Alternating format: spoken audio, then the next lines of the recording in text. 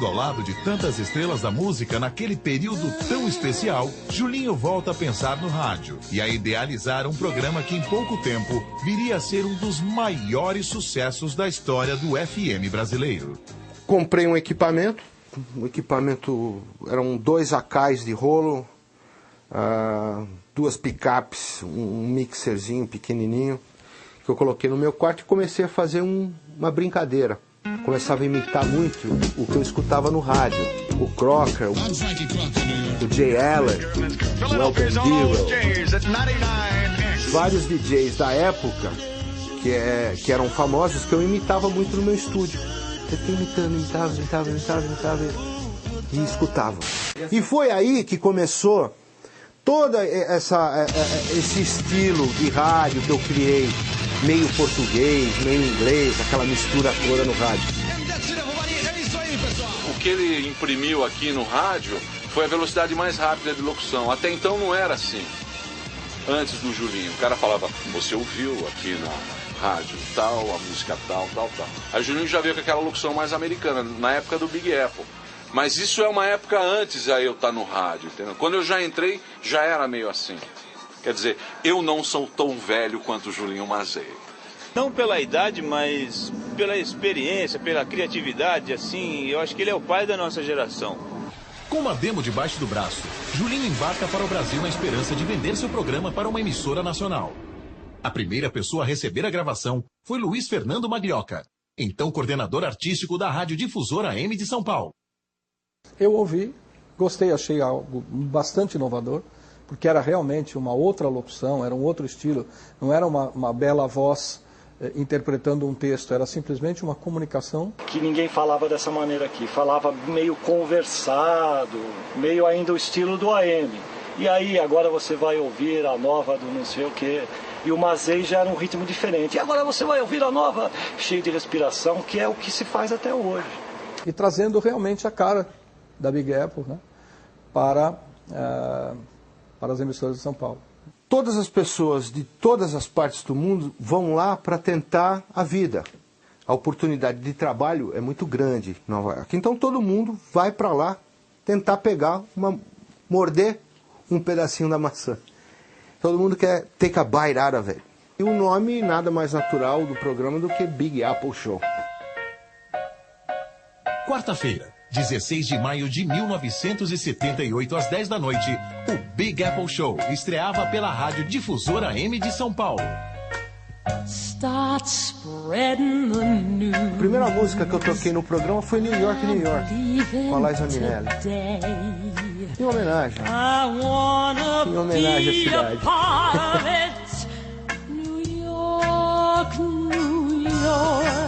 Fazia tudo no programa. Entrevistava as pessoas, ia com o meu gravadorzinho entrevistar o pessoal lá Atlantic, no estúdio da Atlantic, que eu já tinha conexão com o pessoal lá. Tudo era diferente no programa que ele apresentava. Primeiro, eu me lembro até da frase inicial, Nova York é um tabuleiro de xadrez. Ele ensinava, no primeiro programa que viria a ser o piloto e também o que foi ao ar pela primeira vez, como é que se andava em Nova York.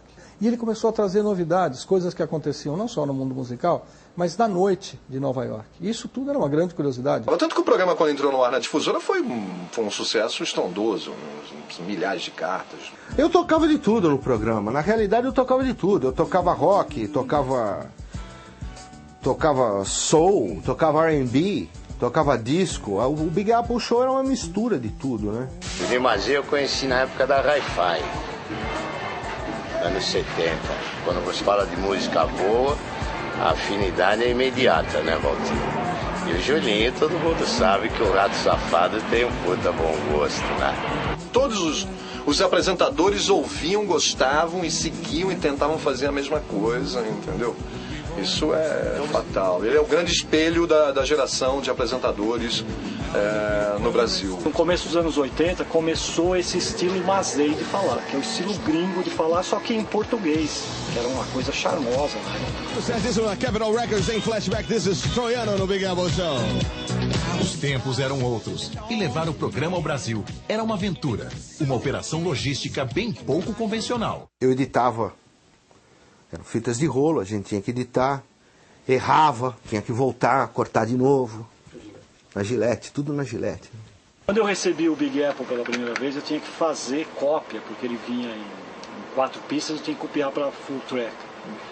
E ficava impressionado com a quantidade de splice que tinha na fita.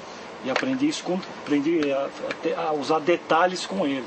Quando o Julinho estava produzindo o primeiro programa em Nova York, o Big Apple Show, o grande problema era como mandar a fita para o Brasil o mais rápido possível, sem custar muito dinheiro.